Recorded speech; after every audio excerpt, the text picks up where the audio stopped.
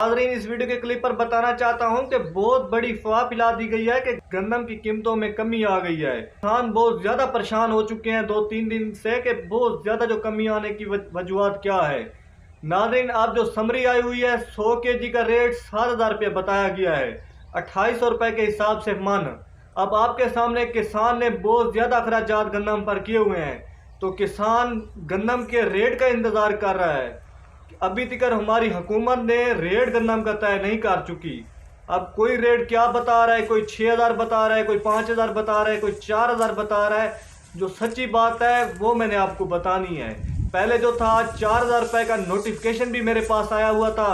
अब साफ ज़ाहिर है इलेक्शन के बाद नई हुकूमत बनी है तो नए रेट जो आने हैं, तो वो हुकूमत ने अभी तक रेट की पक्की अप टू डेट नहीं दी।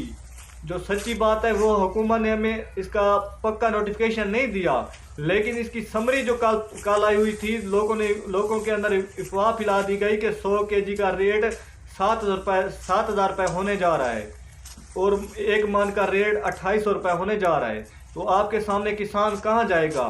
अब आपके सामने 1 लाख रुपए से ठेका बढ़ चुका है। खादों का रेट जो पहले 12,000 रुपये 11,000 रुपये मिल रही थी वो 13,000 रुपये में डीएपी है। और यूरिया ग्रेनुलर जो है इसका रेट पहले 3,035 रुपये था, अब आपके सामने जो सरकारी रेट है वो 5300 हो चुका है। जो एग्रो फर्टिलाइजर ने अपना रेट बढ़ा दिया 800 रुपये, एफएफसी फर्टिलाइजर ने भी 1400 रुपये का खादों में इजाफा किया है। तो किसान गरीब कहाँ जाए? 1 लाख रुपए से ज़्यादा जो है अखराजात मर रहे हैं गंदम पर। तो ज़्यादा से ज़्यादा जो गंदम है वो भी 2 लाख रुपए सेल ना हो तो फी एकड़ किसान गरीब कहाँ जाएगा?